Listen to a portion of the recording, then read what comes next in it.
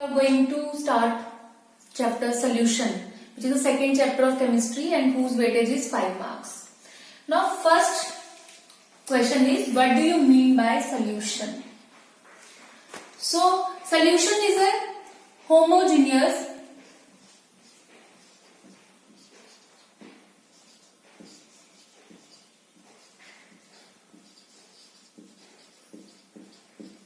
mixture of two or more substances whose composition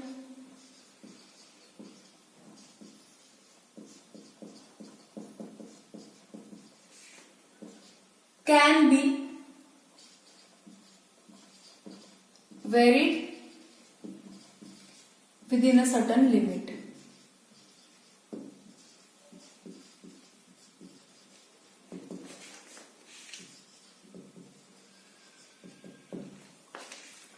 Now, what do you mean by homogeneous? When we use the term homogeneous, it means homo means same, geneous here means composition. That means a solution is a homogeneous mixture. Homogeneous means whose composition is same throughout. For example, if you have a sugar solution, you are not able to differentiate sugar from water in a sugar solution. It means that is a homogeneous mixture. Or you can say homogeneous mixture has a composition in such a way that the particles are so small in size, they have generally size up to 10 raised to the minus 9 meters. So solution is a homogeneous mixture of two or more than two substances. Generally in your lower classes you have read that solution is a mixture of two components, that is solute solvent. But in higher class we also study that solution is of different types depending on the number of components. Sometimes there are two components, sometimes there are more than two, like 3, 4, 5 and so on. So it is a homogeneous mixture of two or more substances whose composition can be varied within a certain limit. That means we can vary or we can change their composition, but up to a particular limit where these two components form a homogeneous mixture. Now depending on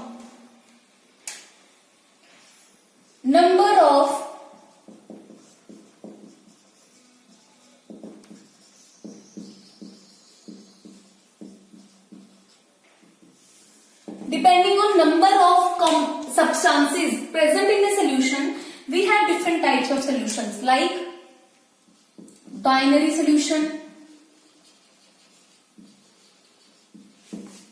ternary solution,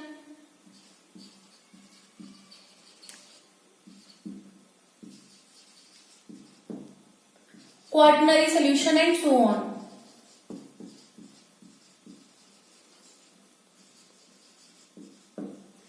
By the term binary, it means it consists of two components. If it consists of three components, it is known as ternary solution. If it consists of four components, it is known as quaternary solution and so on. But in your syllabus, you have to deal only with binary solution. So we consigned our study only up to binary solution. When we say binary solution, then it has two components. Now, what are that components? One component is known as solute, another is known as solvent.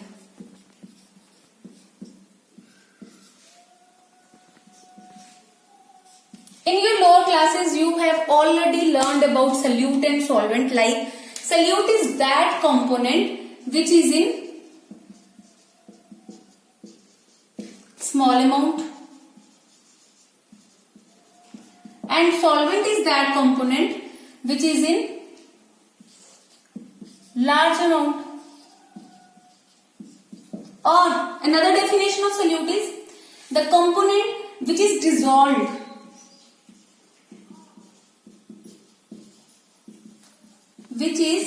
dissolved in other component. That is known as solute, and solvent is that in which other component is dissolved. For example, if you have sugar solution, how you will make sugar solution? You simply dissolve sugar into water, and in that case sugar acts as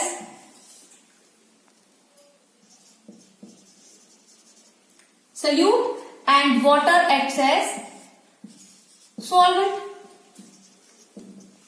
But in this class I want to share one more thing with you, that is, if you have solution in which both the components they are in equal amount, that means if you have a solution in which solute and solvent they are in the ratio of 1:1, then how will you define what is solute and what is solvent? In that case we have another definition, that is, solute is, firstly I will tell you solvent. Solvent is that component whose physical properties, whose majority of physical properties resembles that of resulting solution.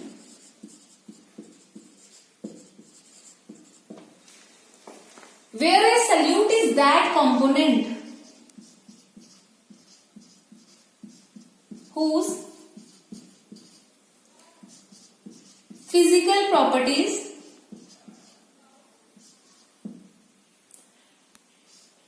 cannot resemble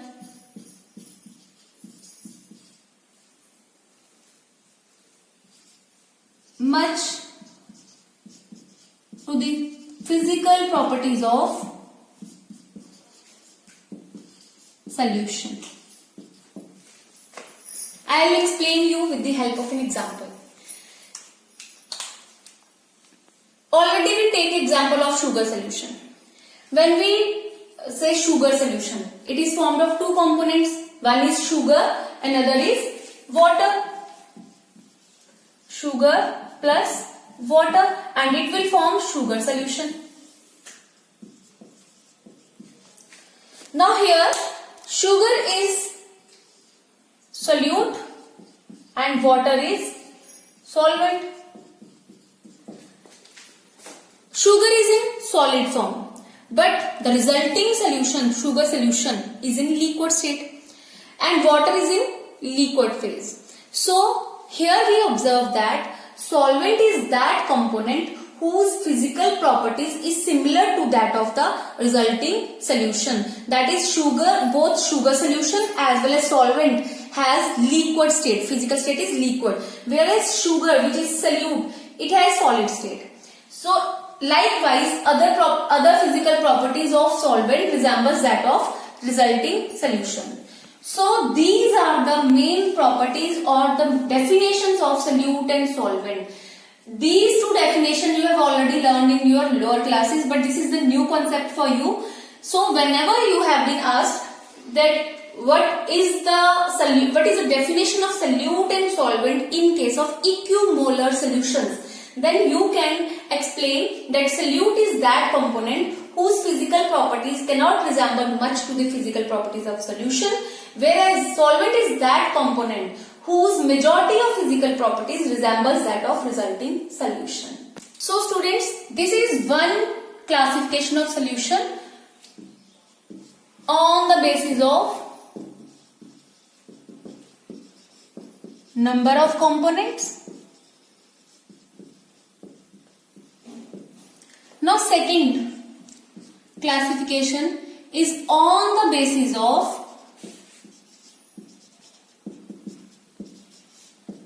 nature of solvent.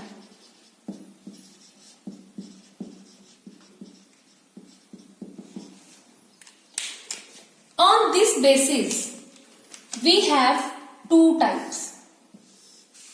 First is aqueous solution,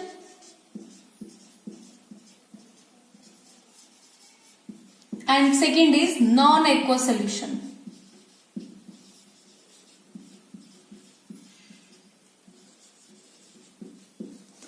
When we say aqueous solution, it means the type of solution in which water acts as a solvent. Whereas non-aqueous solution are those solutions in which solvent is other than water, that it may be benzene, alcohol, ether, etc.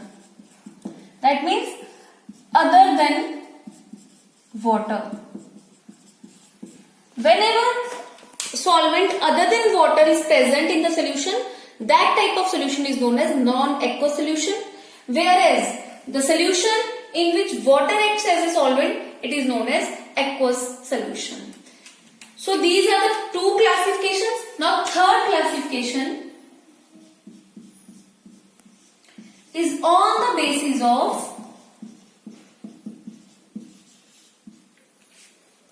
amount of solute present in a solvent.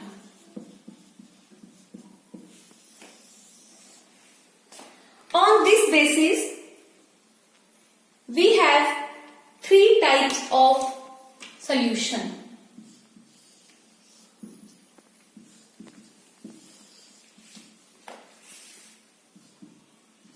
Unsaturated solution,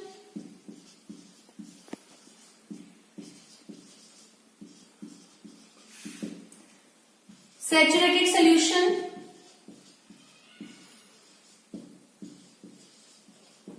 and supersaturated solution.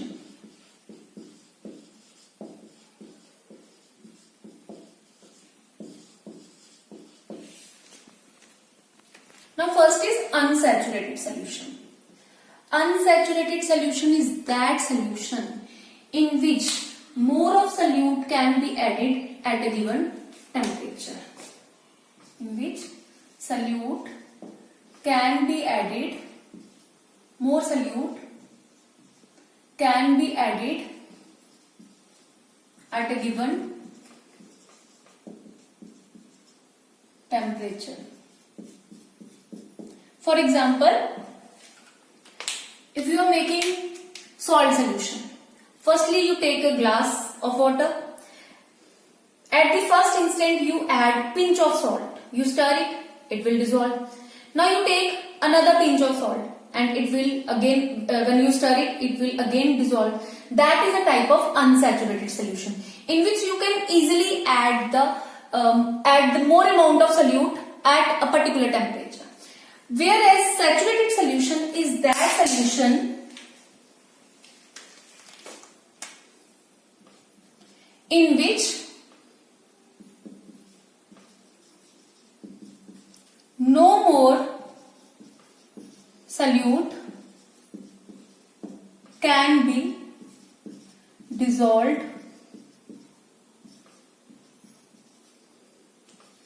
in a given amount of solvent at a given or at a particular temperature. So saturated solutions are those solutions in which no more solute can be further added to a solvent at a particular temperature. For example, if you make sugar solution, you take a glass of water. Firstly, you add 1 spoon of sugar to it and stir it. It will easily dissolve. Now you add second spoon of sugar to that same glass of water. Again, when you stir it, maybe it will dissolve. Now you again take another third spoon of sugar and you try to add that in a given glass of water. Now you stir it. Stir it. It will dissolve. Only small amount of sugar will dissolve, and then it stops dissolving. Then at that particular concentration, at that particular point, we said that saturated solution is formed. That means in which no more sugar can be dissolved. And if you want to dissolve that sugar in that particular amount of solvent, you have to heat it. So saturated solution is that solution in which no more solute or say sugar can be dissolved in a given amount of water at a given temperature. But when you changes the temperature, it will dissolve. And the point at that particular temperature is known as saturated point, and the solution is known as saturated solution. Now third is supersaturated solution. Supersaturated solution is that solution in which more amount of solute is present than expected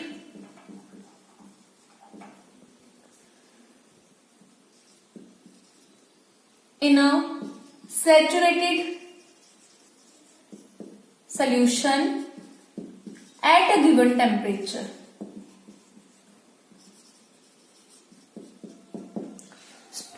So supersaturated means that solution in which you add more amount of solute than that present in the saturated solution at a given temperature. For example, if you have a saturated solution of sugar in which in 100 ml of water only, suppose we have only 5 gram of sugar is present. That means after 5 gram, if you add 0.1 gram also, it is not dissolving, completely soluble in solution. That means at 5 gram, the saturated point is reached. But in case of supersaturated solution, you put 6 or more than 6 gram of sugar in that particular milliliters of water. So supersaturated solutions are those solutions in which amount of solute is greater than the amount of solute present in its saturated solution at a given temperature. And its common example is during the formation of crystals, we use these solution. When you want to grow some crystal of a particular substance, then we make it supersaturated solution. Now students, you have to focus only on these two types. This supersaturated solution you will study in your higher classes. So next, this is the third classification of solution. First, you study the classification of solution on the basis of number of component. Second is on the basis of nature of solvent. Third is on the basis of amount of solute in a given solvent. And fourth classification, that is the last classification, is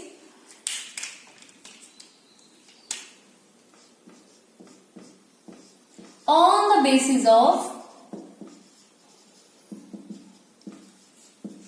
physical state of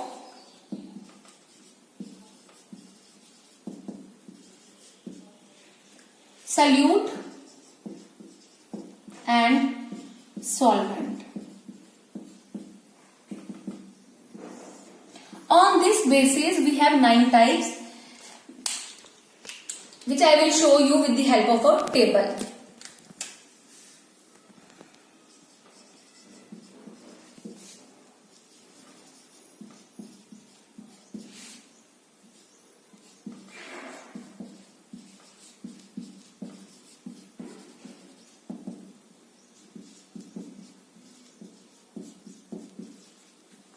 So these are the 9 types of solution on the basis of physical state of solute and solvent. If solute is solid and solvent is also solid, then the type is known as solid in solid solution. Its example is alloys. It can be brass, it can be bronze, etc. Then second type is liquid in solid. where solute is in liquid state, solvent is in solid. Its common example is hydrated salt. Like if you have copper sulfate, hydrated ferrous sulfate, etc. Now third type is gas in solid, where solute is gas and solvent is in solid form. Its common example is hydrogen spotted over palladium. When we in organic reactions, we mostly carried out hydrogenation, where hydrogen is spotted over nickel, platinum, palladium. That is also the example of gas in solid solution. Now fourth type is in which solute is solid and solvent is in liquid form, and the type of solution is solid in liquid solution. Its common example is either sugar solution, salt solution. Then liquid in liquid solution, where both solute as well as solvent, they are in liquid state. Its common example is ethanol in water, methanol in water. Then sixth type is gas in liquid solution, where solute is in gas form and solvent is in liquid form. Its common example is aerated drinks. You drink cold drinks where in which carbon dioxide is dissolved. That is example of aerated drinks. Then next type is solid in gas solution, where solute is in solid form and solvent is in gas form. And its common example is dust particles or smoke particles in air, or you can say iodine vapors in air. These all are the example of solid in gas solution. Now next example is liquid in gas, where solute is in liquid state and solvent is in gas state. Its common example is humidity in air, because whenever humidity occurs, water vapors are present in air. That is example of liquid in gas. And last type is gas in gas, where both the components are in gas phase, and its common example is air. Why? Because air is a homogeneous mixture of different gases like nitrogen, oxygen. So its example is air. Now out of these 9 types, the types in which solvent is in solid form, they are known as solid solutions.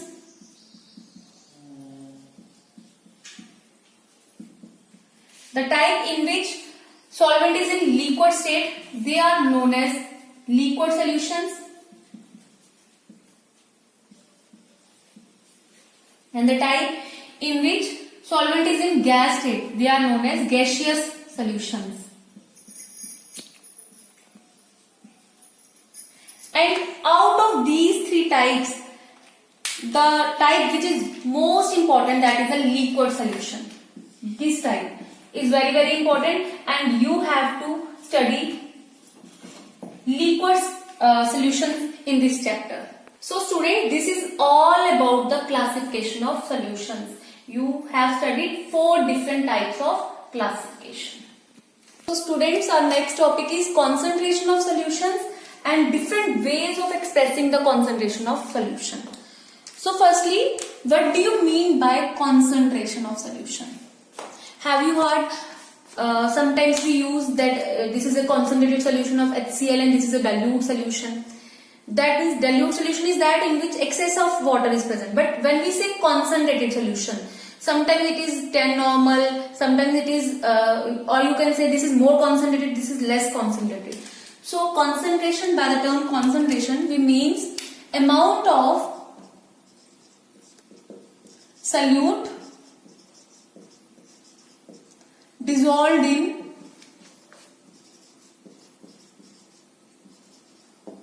a given amount of solvent or solution at a particular temperature.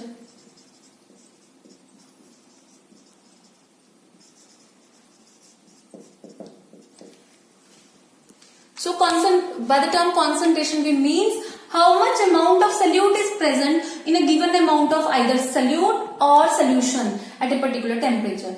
Generally, whenever we study this concentration, we express the amount of solute in a given solution, given amount of solution. But we have some terms where we use also solvent. Now we have different ways or different units by which we can express the concentration of solution.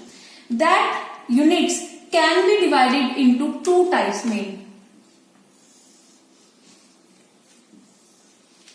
That is temperature dependent concentration terms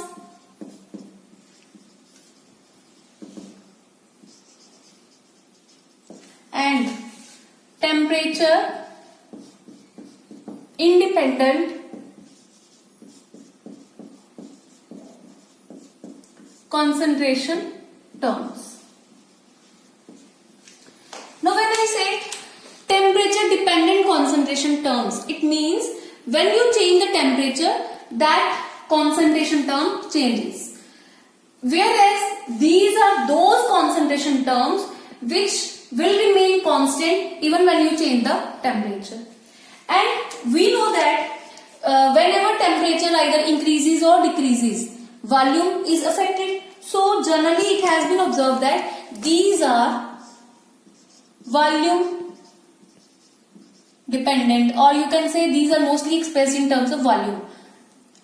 Expressed in terms of volume. Whereas these are expressed, or these can be expressed in terms of mass. And you know that if suppose we have a substance whose volume is 10 ml, you changes the temperature of that substance. Can volume changes? No. Because, can volume changes? Yes. Because volume depends on temperature. When you increase the temperature, volume increases. And when you decrease the temperature, volume decreases. So all the temperature dependent concentration terms, they are expressed in terms of volume. Whereas all the temperature independent terms, they are expressed in terms of mass. Because mass remains same even if you change the temperature.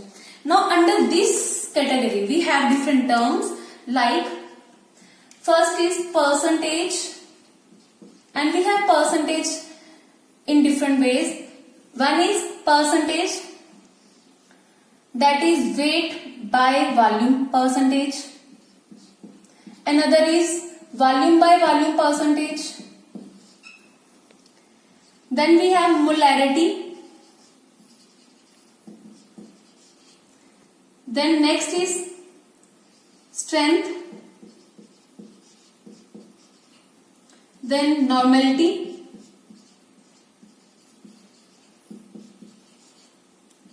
Formality.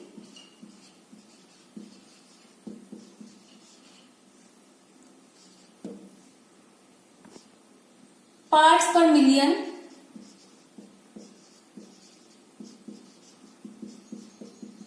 Which is also written as ppm, and it is also of different types.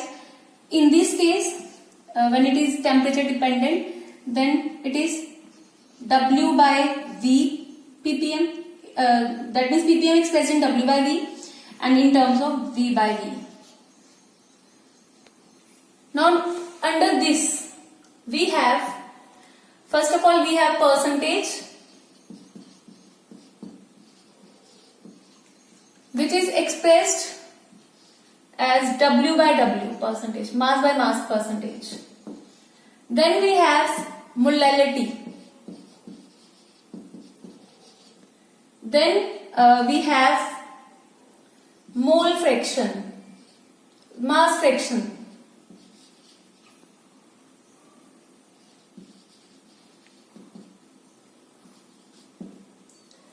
Then we have mole fraction also.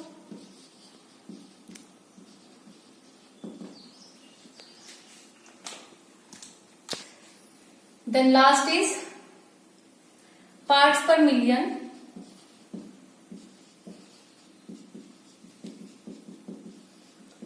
ppm, which is expressed as W by W or mass by mass. So sometimes in the entrance exam it has been asked that what are the out of these quantities or out of these concentration term which is temperature independent or which is temperature dependent? So you have this number of temperature dependent concentration term and this number of temperature independent concentration terms. One more thing, in all these concentration terms, generally we use amount of solute as a numerator and solution as a denominator. This is used as a numerator and it is used as a denominator. But we have exception of molality, where in the numerator solute is used, but in the denominator we use solvent.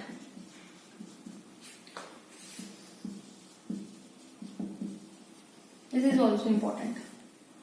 Now we will study these one by one. Percentage. When we say percentage, then one thing is clear, that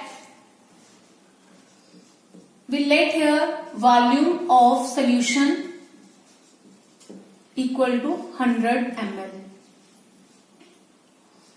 Because when percentage is used, it means 100. So let the volume of solution is 100 ml. Now first is percentage in terms of mass by volume or mass by volume percentage. It is equal to mass of solute in grams present in 100 ml of solution.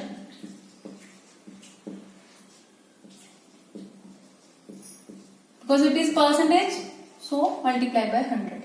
This is first percentage, that is mass by volume percentage. And when you have to define this, you can define it as mass by volume percentage may be defined as mass of solute in grams present in, I have already written here 100 ml, present in 100 ml of solution.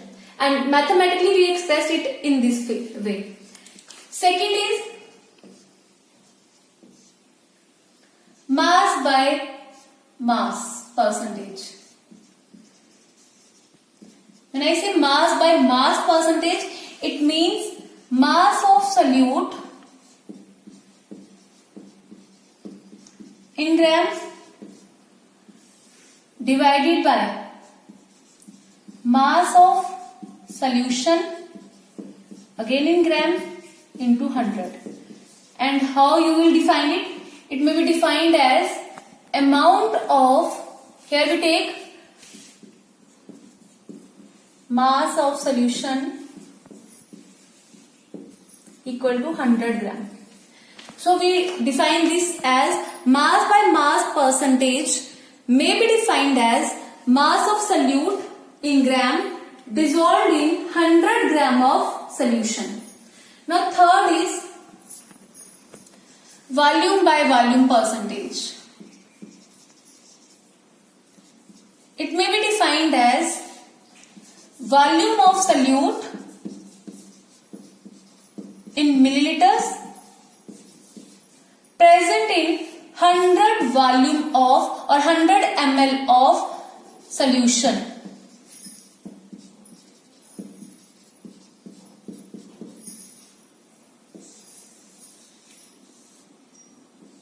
I have already mentioned here that volume of solution, whenever we take percentage by volume, we always take volume of solution in 100 ml, and when we take mass percentage, we take mass of solution as 100 gram.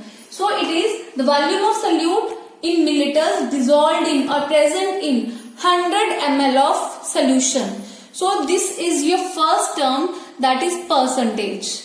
Now second term is strength, represented by S. Now strength is the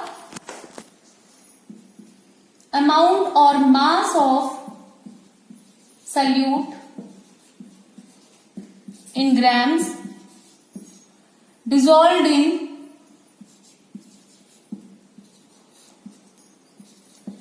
1 liter volume of solution. Because the above term, that is percentage, it is in percent, so it has no unit. It is represented by the symbol, this percent symbol. But in this case, strength, it has a unit, and its unit is grams per liter, or sometimes we also write here grams per decimeter cube. So how you will define this strength? Strength is defined as the mass of solute in grams which is dissolved in 1 liter of solution, or you can say 1000 milliliter of solution. So its unit is grams per liter. Now third term is molarity. This is very, very important, represented by the symbol capital M. When it is molarity, because we have another term molality. Here molarity includes our molarity. It means number of moles of solute dissolved per liter of solution.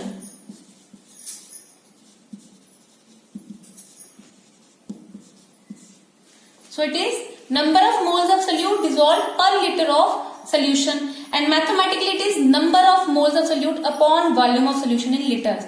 Or you can express one important thing: whenever we express solution or components of solution in this chapter, by convention we always designate solute with letter either 2, number 2, or letter B. It may be capital B or small b. And solvent is always expressed either by 1 or A or capital A. So here number of moles of solute, it means, because number of moles is expressed in small n, because this is the number of moles of solute, and I told you that solute is represented by either 2 or B, so it is NB upon volume of solution V. Also we know that number of moles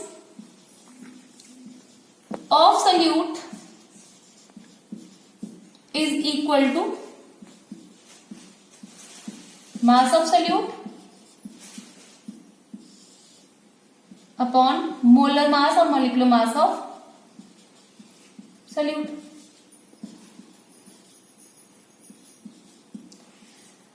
That is WB upon MB. Substitute this value in the above expression. We have capital M equal to, here we write M is equal to NB by V. NB is equal to WB upon MB into V. This is one expression where WB is in grams and volume is in liters.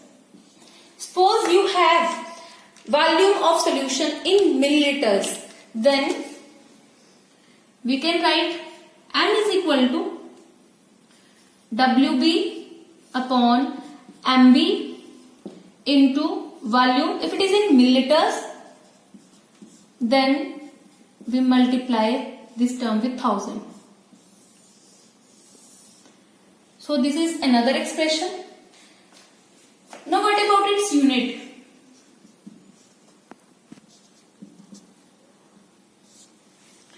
Because from the definition it is number of moles of solute present in 1 liter of solution. So its unit is moles per liter.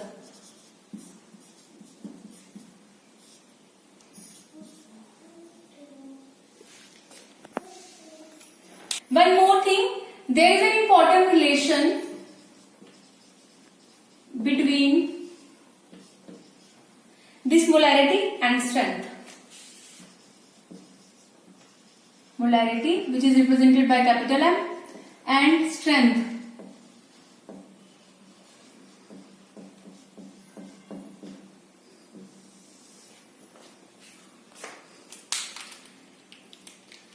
studied here, strength is equal to mass of solute upon volume, or it is equal to, if it is mass of solute, that means WB upon volume in liters. Here I substitute, I have written here molarity is equal to WB upon MB into V. If it is in liters, this M. And we know that strength is equal to WB upon VA. That means this term can be substituted by strength. So molarity is equal to strength upon molar mass of solute. Or you can write here strength is equal to molarity into molecular mass. So this relation is very important. Sometimes in the numericals you are provided with the value of molecular mass and strength, and question is you have to find out the molarity of that solution. Or sometimes molarity of a solution is given whose molar mass is also known to you, then you have to find out the strength. So you can apply this formula there. So next term is normality, which is represented by capital N. How will you define normality? Normality is the number of gram equivalent of solute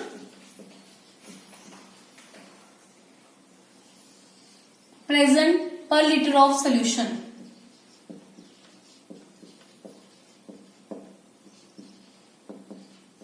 So it is number of gram equivalent of solute dissolved in or present in 1 liter of solution.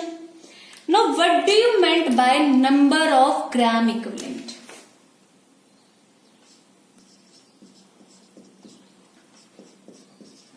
We know that number of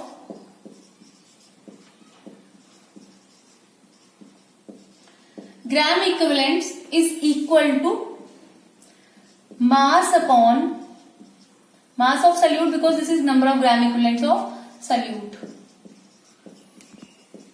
Mass of solute upon equivalent mass of solute.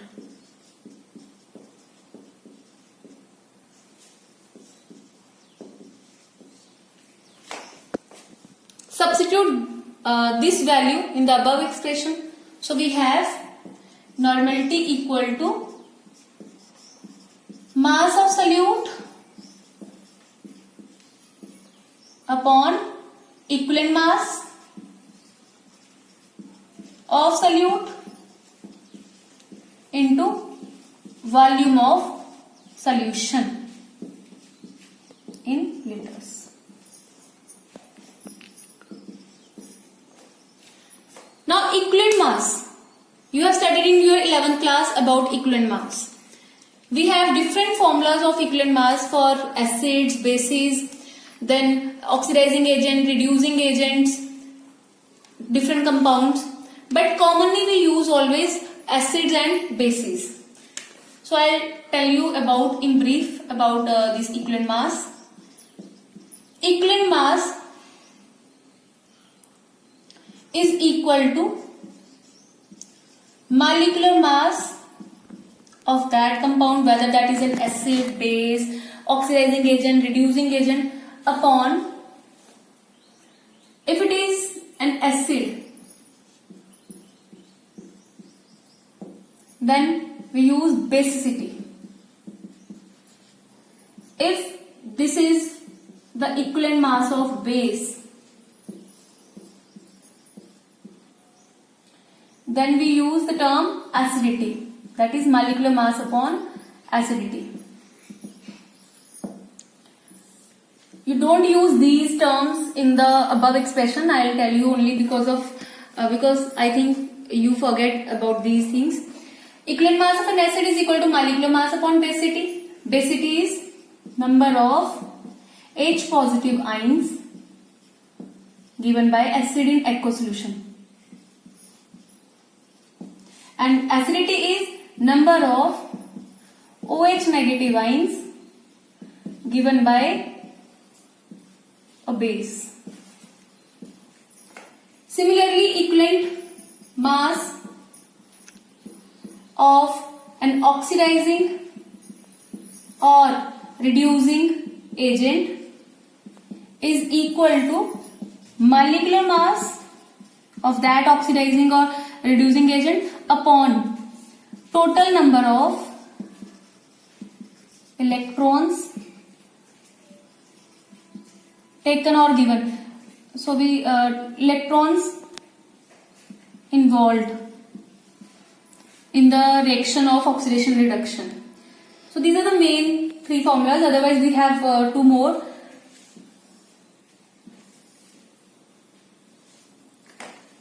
Now we substitute the value of equivalent mass of solute depending on the nature of solute, whether it is an acid, base, oxidizing agent, reducing agent, and the above equation becomes normality is equal to mass of solute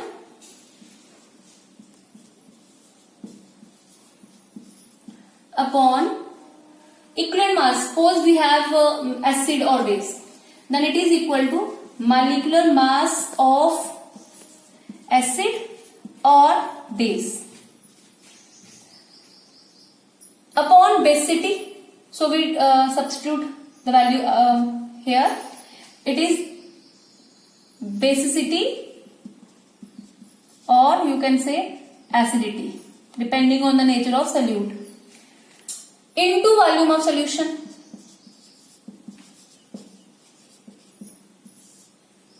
So this is the final relation of normality, or you can write it in the form of symbols, or normality is equal to mass of solute, that is WB, upon molecular mass of solute, it may be acid, base, so molecular mass into either acidity or basicity, basicity or acidity, upon volume in liters. If it is not in liters, it is in milliliters, then you can write here WB upon MB into V ml into basicity or acidity into 1000. So this is one relation, this is another relation. Now this normality, because this normality term is mostly used in practicals. Whenever you carried out titrations, practicals of titrations in 11th class as well as in 12th class, then mostly we use the term normality, that we have this normal or 10 normal solution of a particular acid or so on. Then we find out the relation between normality and strength sometimes. So how we will find out the relation between normality and strength? Already we have done strength is equal to mass of solute upon volume of solution in liters, or mass of solute volume of solution in milliliters into 1000. And if you substitute the value of this WB upon VL here, you will get normality is equal to strength into basicity or acidity upon molecular mass. Also, here we study that molecular mass upon basicity is equal to equivalent mass. That means this molecular mass upon basicity or molecular mass upon acidity is equal to equivalent mass. So we will substitute here. Normality is equal to strength upon equivalent mass, either acid, equivalent mass of acid or base. So from here you can write strength is equal to normality into equivalent mass. In the labs we generally use this formula for finding out the strength of solution. So this is all about normality. One more thing, units.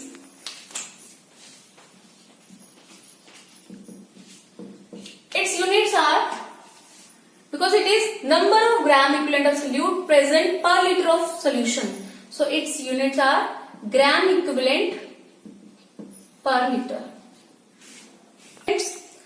There is one more relation, that is between normality and molarity. You have studied now about normality as well as molarity. I told you that molarity is related to strength by the formula strength is equal to molarity into molecular mass. Also we studied another relation, that is strength is equal to normality into equivalent mass. In both these terms, left hand sides are equal strength. So therefore we have molarity into molecular mass equal to normality into equivalent mass. Or you can write here molarity is equal to normality into equivalent mass upon molecular mass. So this is one relation between molarity and normality.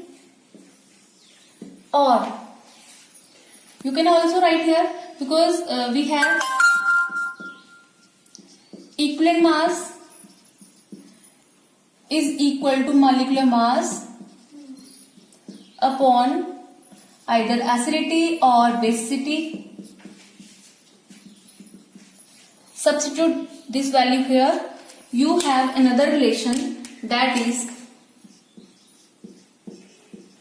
molarity of an acid or a base is equal to normality of that acid and base into molecular mass upon acidity or basicity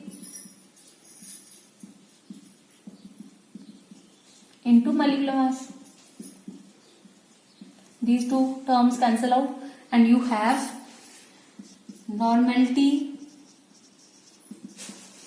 of an acid equal to molarity of an acid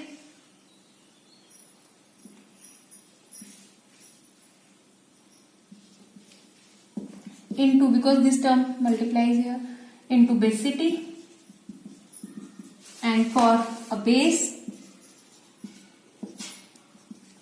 it is equal to molarity of a base into acidity.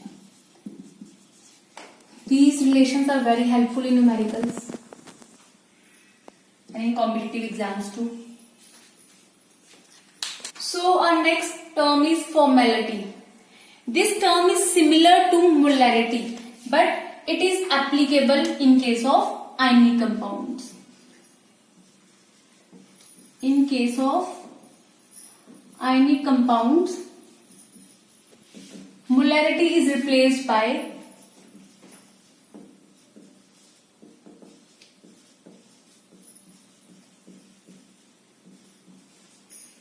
formality.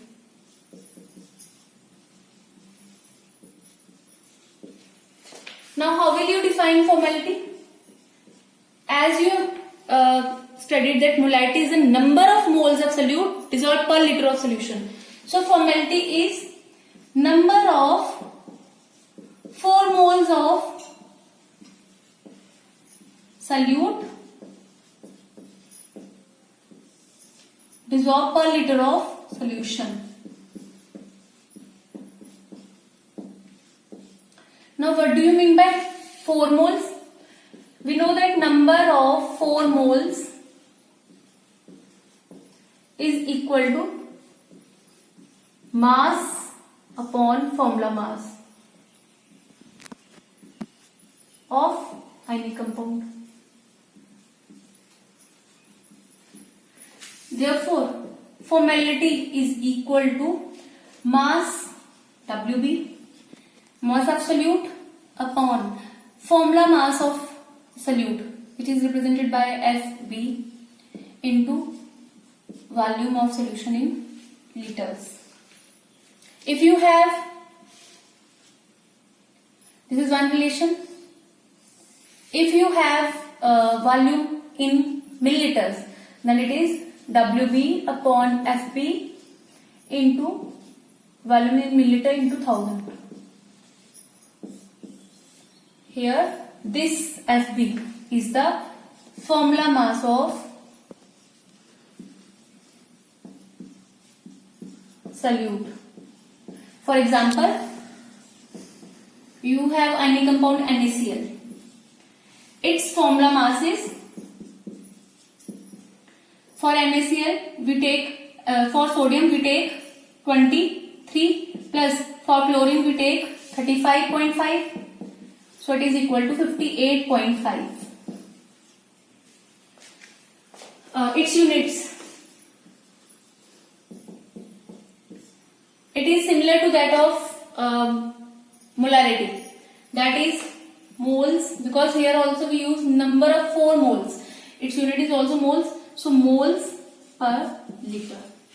Now next term is molality. Here there is L. In molarity it is R. Now it is L. It is represented by small m. I already told you that molality is the only term where in the denominator we use the weight or mass. Otherwise, in all the concentration term you have seen that in the denominator we use the volume. But this is the only term where we use mass. So molality can be defined as, it is the number of moles of solute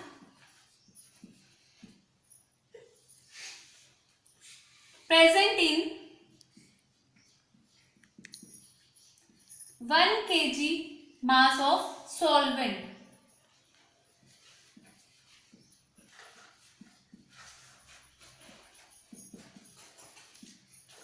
Again I repeat one thing, that in all the terms you use volume of solution or you use solution in the denominator, but here we use solvent in the denominator.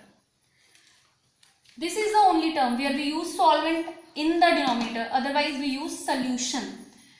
So it is number of moles of solute present in 1 kg mass of solvent, or you can express it like NB, because it is solute, number of moles of solute, upon W, because it is a solvent, so it is WA in kg. Also we have NB equal to WB upon MB. I already told you. Therefore, molality is equal to WB upon MB into WA if it is in kg. This is one expression. Or you can also write here M equal to WB upon MB into WA. If it is in grams, then you put here 1000. So this is molality. Now what is the unit of this molality?